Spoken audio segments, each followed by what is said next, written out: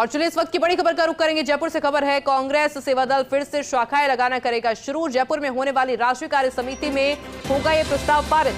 संघ की तरह शाखाओं में ध्वजारोहण, राष्ट्रगान और वंदे मातरम जैसे आयोजन होंगे। ट्रेनिंग कैंप, रवि मिलन और विचारकों की नियुक्ति जैसे प्रस्ताव भी पारित किए जाएंगे। करीब 150 राष्ट्रीय पदाधिकारी और प्रदेशाध्यक्ष उसमें हिस्सा लेंगे। 17, 18 और 19 जनवरी को जयपुर में होगी राष्ट्रीय कार्य समिति की बैठक। जयपुर से बड़ी खबर, कांग्रेस सेवा दल फिर से शाखाएं लगाना शुरू करेगा। जयपुर में होने वाली राष्ट्रीय कार्य समिति में ये प्रस्ताव पारित होगा और संघ की तरह ही शाखाओं में भी ध्वजारोहण, राष्ट्रगान, वंदे मातरम जैसे आयोजन किए जाएंगे। और इसी खबर पर और अधिक जानकारी के लिए मेरे साथ senior special reporter Dinesh Dangi phone line पे जुड़ चुके हैं। दिनेश जी, क्या कुछ जानकारी? और देखिए, कांग्रेस का अग्रिम संगठन सेवादल एक बार फिर से अपनी जो शाखाएं वो लगाना शुरू करेगा। 1970 तक रेगुलर सेवादल की जो शाखाएं वो देश भर में लगती थी, लेकिन बाद में इंदिरा गांधी के हाथों में जब पार्टी की कमान आई तो फिर सेवादल संगठन कमजोर होता गया और उनकी जो गतिविधियां है वो भी बंद हो गई। तो एक बार फिर से संघ की ये शाखाएं लगेगी।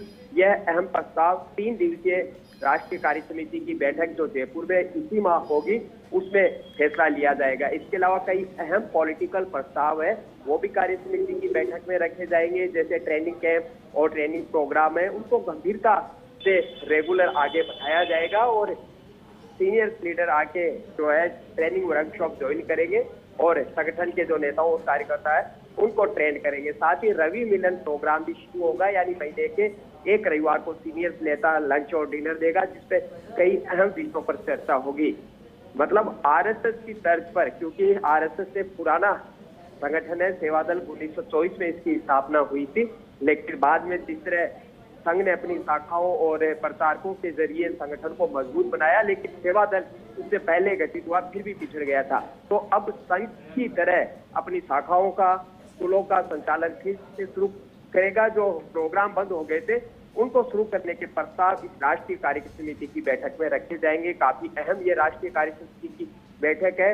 कई हजारों विचारकों की नियुक्ति का प्रस्ताव भी पारित होगा जो कांग्रेस पार्टी की रीति नीति और विचारधाराओं का गांव, ढाणी और शहरों में जाकर प्रचार करेंगे, लोगों को उसके बारे में बताएंगे। तो नई धार कह सकते हैं कि सेवादल अब अपने संगठन को देगा नए कलेवर में। एक बार फिर से संगठन नए नवाचार और पुराने प्रोग्राम को शुरू करते हुए सामने आएगा और सफेद गणवेश में जो सेवादल के नेता और कार्यकर्ता पार्टी के प्रोग्राम में उनकी ड्यूटी लगती है और अमूमन जो ध्वजारोहण है, राष्ट्रगान, वंदे मातरम या बैठकों में अनुशासन बनाने का काम अब कह सकते हैं कि सेवादल के पदाधिकारियों के पास रह गया है। लेकिन इससे आगे बढ़कर अब सेवादल खुद को नए कलेवर के सामने यहाँ पर पेश करेगा और जो प्रोग्राम पहले बंद हो चुके थे उनको वापस शुरू करने का प्रस्ताव पारित होगा। बाड़ा पदमपुरा में 17, 18 और 19 जनवरी यानी 3 दिनीय राष्ट्रीय कार्य समिति की बैठक चलेगी, जिसमें राष्ट्रीय पदाधिकारी और अन्य राज्यों के जो प्रदेशाध्यक्ष है वो इस कार्य समिति की बैठक में मौजूद रहेंगे। इसके अलावा राजस्थान कांग्रेस के बड़े लीडर भी